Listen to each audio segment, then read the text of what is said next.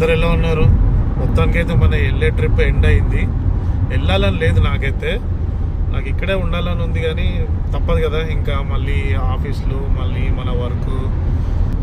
నీకేమనిపిస్తుంది? వెళ్ళాలని ఉందా, ఉండాలని ఉందా? ఇంకా వెళ్ళాలనే ఉన్నాం. చాలా షార్ట్ ట్రిప్ మాది, జస్ట్ 3 days కోసం అని వచ్చాము. వెళ్ళాలని లేదు కానీ బట్ దెన్ వీకెండ్ అయిపోయింది కదా, మళ్ళీ బ్యాక్ టు వర్క్ అన్ని, సో వెళ్తున్నాం అనమాట ఇప్పుడు.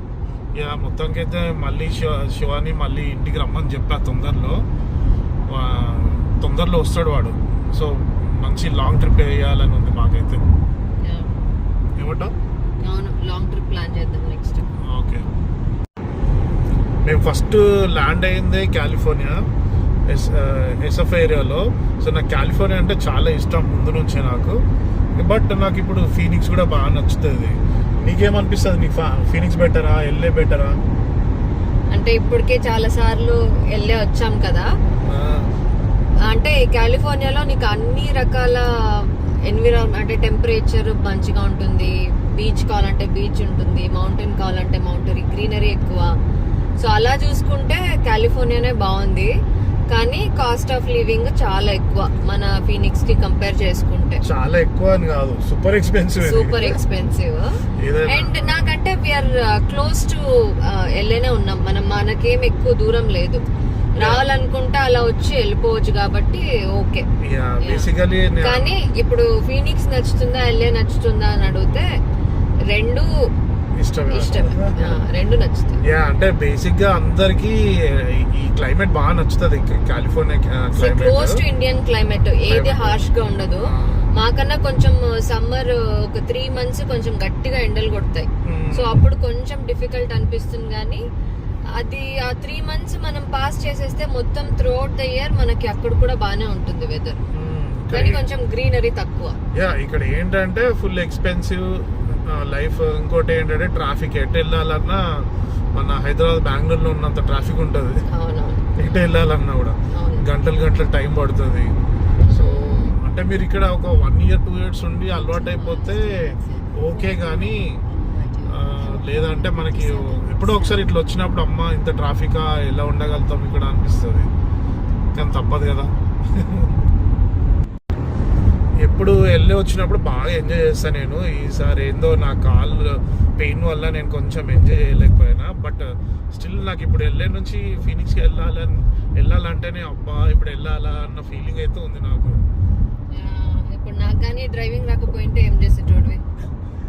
Thank you so much for driving. అంటే నువ్వు డ్రైవ్ చేస్తావు అని ఒక నమ్మకంతో నేను పక్కన కూర్చొని హాయిగా ఎంజాయ్ చేస్తున్నా వీళ్ళని. బట్ అంటే నీకు కానీ డ్రైవింగ్ రాకపోయి ఉంటే ఇప్పుడు ఏం జరిగేది? శివగాడు వచ్చి నన్ను డ్రాప్ చేసి వెళ్ళాలి, లేదంటే మనము ఫ్లైట్ తీసుకోవాలి. ఈ రెండిట్లో ఏదో జరిగేది.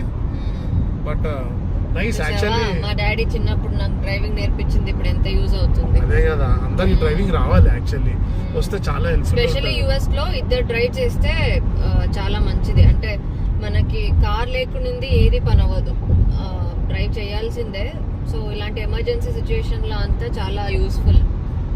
మేము ఒకసారి అయితే long drive Seattle to Boston వెళ్ళినాం మెర్సిడీస్ లో. అప్పుడైతే దీప ఈక్వల్ టు మీ డ్రైవ్ చేసింది యాక్చువల్లీ. నేను అప్పుడు సర్ప్రైజ్ అయినా, అవునా ఇంత డ్రైవ్ చేస్తుంది అన్న, నాతో ఈక్వల్ గాని. పెళ్ళికి ముందు నాకు డ్రైవింగ్ వచ్చు అంటే నమ్మలేదు, తర్వాత అర్థమైంది. ఇండియా వెళ్ళినప్పుడు కూడా మా మమ్మీ కానీ మా డాడీ కానీ నీ డ్రైవింగే ట్రస్ట్ చేస్తారు నా డ్రైవింగ్ కన్నా. వద్దమ్మా నువ్వే డ్రైవ్ చేయాలి. వర్షం స్టార్ట్ అయింది మనకి ఇప్పుడు. బట్ ఫీనిక్స్ లో మాత్రం వర్షం లేదనుకుంటా ఈ టైంకి. చూస్తే ఇక వర్షం పడతా ఉంది.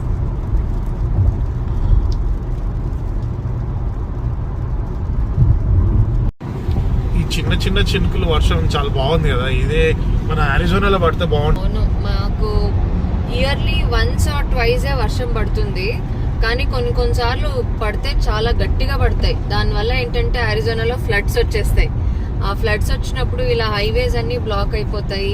బికాజ్ అరిజోనాలో వర్షాలు తక్కువ కదా, సో సిటీ కూడా అంత ప్రిపేర్డ్ గా ఉండదు. అన్ఎక్స్పెక్టెడ్ గా ఎక్కువ వర్షం పడినప్పుడు ఇట్లా బ్లాక్ అయిపోయి చాలా ప్రాబ్లం అవుతుంది. సో పడితే గట్టిగా పడుతుంది వర్షం. అవును, పడితే గట్టిగా పడుతుంది. ఇలా అప్పుడప్పుడు చినుకులు వచ్చి మనకి ఎవ్రీ 2-3 డేస్ సమ్మర్ లో ఇప్పుడు ఇండియాలో ఎలా వర్షం పడుతుందో అలా పడదు అరిజోనాలో. ఎల్లెలో చూసారా 7 lanes ఉన్నాయి మొత్తం. అక్కడ నుంచి చూస్తే ఇక్కడ దాకా 5 lanes ఉన్నాయా, అక్కడ ఇంకా 2 lanes ఎక్స్ట్రా ఉన్నాయి. ఈ 2 lanes ఎక్స్ట్రా ఏంటంటే పేడ్ ఎక్స్ప్రెస్ లేన్స్ అవి. ఇప్పుడు ఇక్కడ ట్రాఫిక్ ఉంది అనుకోండి, మీరు ఎక్కడికైనా అర్జెంట్గా వెళ్ళాలి, ప్రాబ్లీ ఇప్పుడు 65 ఉన్నప్పుడు ట్రాఫిక్ ఉన్నప్పుడు 60లో వెళ్ళడం, దానికన్నా ఒక 5 ఎక్కువ కూడా వెళ్ళలేరు కదా. అర్జెంట్గా వెళ్ళాలంటే అలాంటి టైంలో బాగా యూజ్ వస్తుంది పేడ్ ఎక్స్ప్రెస్ లేన్. మనకైతే ఎంత ఉంటుంది అది ఐడియా ఉందా నీకు పర్ మైల్కి ఏదో 50 cents 90 cents అట్లా ఉంటుంది, లేదంటే పర్ డే ఇంత అని ఒకటి ఉంటుంది అనమాట. యాన్యువల్లీ పే చేసేదా మంత్లీనా? అది దాంట్లో రీఛార్జ్ చేసుకోవాలి. ఇండియాలో ఫాస్ట్ పాసెస్ ఉంటాయి కదా, అలానే. కాకపోతే ఇది అలా కాదు, జస్ట్ నువ్వు ఆ లేన్ యూజ్ చేసినప్పుడే ఛార్జ్ చేస్తారు. అండ్ పైన కెమెరాస్ ఉన్నాయి చూసినావు కదా, అది ఎప్పుడు క్యాప్చర్ చేస్తూ ఉంటుంది. వర్షం అయితే చాలానే ఎక్కువైంది, ఇప్పుడు చాలా పడుతుంది. కొంచెం వ్యూ కూడా తగ్గింది మనకి. మొత్తం బ్లాక్ అవుతుందా నీకు? స్లో నడుపు అయితే ఓకేనా.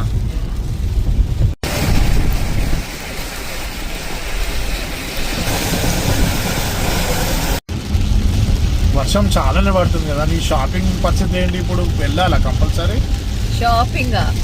ఇంకా అది అవుట్డోర్ మాల్, ఇండోర్ మాల్ కూడా కాదు. ఇంత వర్షంలో మనకు అస్సలు షాపింగ్ కుదరదు. బేసికలీ ఏమంటే ఎల్ఏలో, ఫ్లోరిడా అండ్ న్యూయార్క్లోనే లగ్జరీ అవుట్లెట్స్ ఉంటాయి. ఈ 3 స్టేట్లోనే ఉంటాయి. ఎల్ఏ వచ్చినప్పుడల్లా ఒకసారి అక్కడ స్టాప్ చేసి వెళ్తాము, కానీ ఈసారి కుదిరేటట్లేదు, చాలా వర్షం పడుతుంది. మొత్తం షాప్స్ అన్ని అవుట్డోరే ఉంటుంది. మనం వాక్ చేయాలన్నా బయటనే వాక్ చేయాలి. ఈ వర్షంలో మనం ఎక్కడ వాక్ చేయడానికి ఉండదు కదా. అవుట్డోర్ కష్టమే లేదు, ఈ వర్షంలో నడుచుకుంటూ తిరగడం అంటే ఇంకా డైరెక్ట్ ఇంటికి వెళ్ళిపోవడమే అంతే.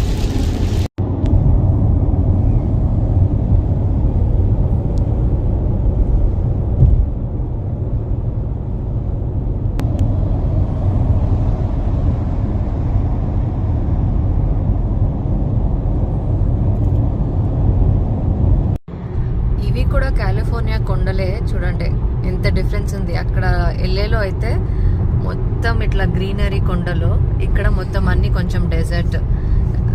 కాలిఫోర్నియాలో మనకి ఇలా డెజర్ట్ ల్యాండ్స్కేప్ ఉంది, మళ్ళీ గ్రీనరీ ల్యాండ్స్కేప్ ఉంది, బీచెస్ ఉంది,